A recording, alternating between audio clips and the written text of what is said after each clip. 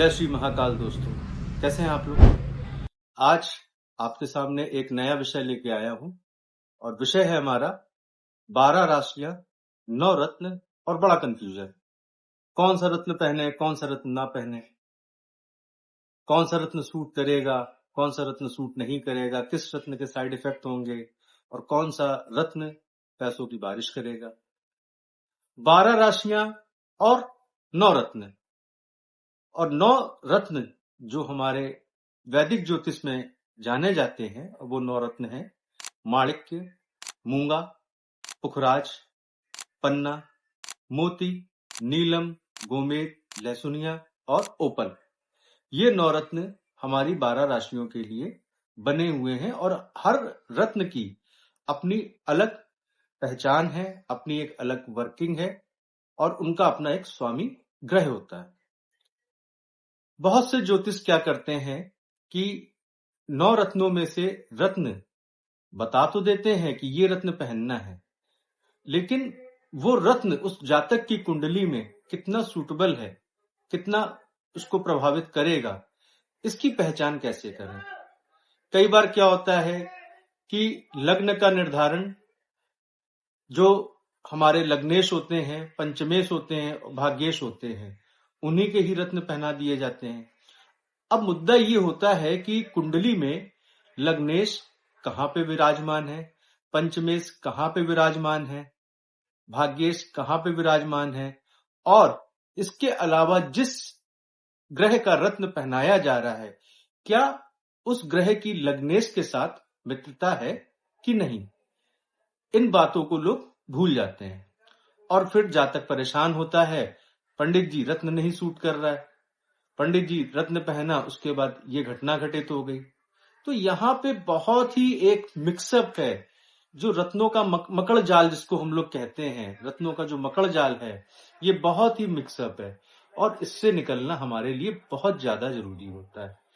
किसी भी कुंडली में रत्न का चयन करने के लिए सबसे पहले आप लग्नेश को देखें कि लग्नेश कौन है।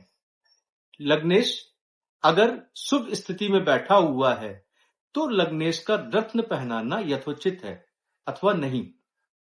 एक एग्जाम्पल के तौर पे हम बात कर लेते हैं।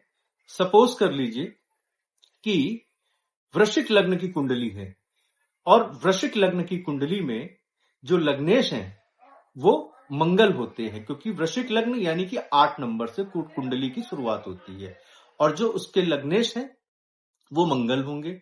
भाग्येश चंद्रमा होंगे, क्योंकि जो नवम भाव होगा वहां कर्क राशि होगी, इसलिए वहां पे जो भाग्येश होंगे वो चंद्रमा होंगे।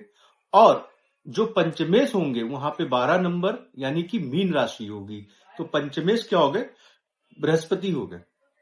अब देखना ये होता है कि यहाँ पे दसम भाव जिसको हम लोग कर्म का क्षेत्र कहते हैं, कर्म के क्षेत्र के स्वामी क्या हुए, सूर्यदेव।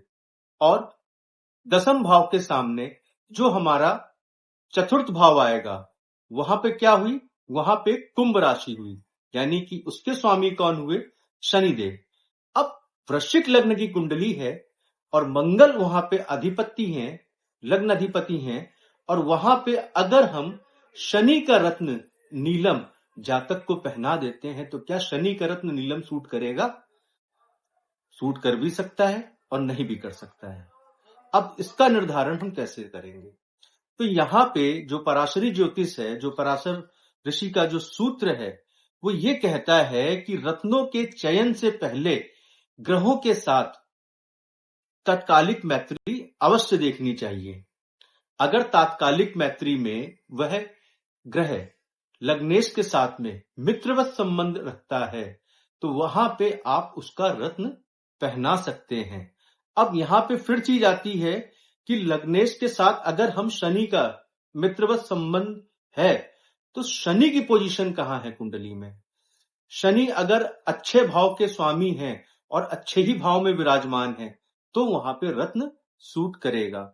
तो इस तरीके की बहुत सारी चीजें हैं, बहुत सारा कंफ्यूजन होता है कि रत्नों का निर्धारण कैसे करें, कौन सा रत्न पहने। तो मैं आपको ये बताना चाहूंगा कि अगर आप लोग भी अपनी कुंडली में सही रत्न का चयन करना चाहते हैं तो हमारे नीचे दिए गए नंबर पे संपर्क कर सकते हैं। जय श्री महाकाल।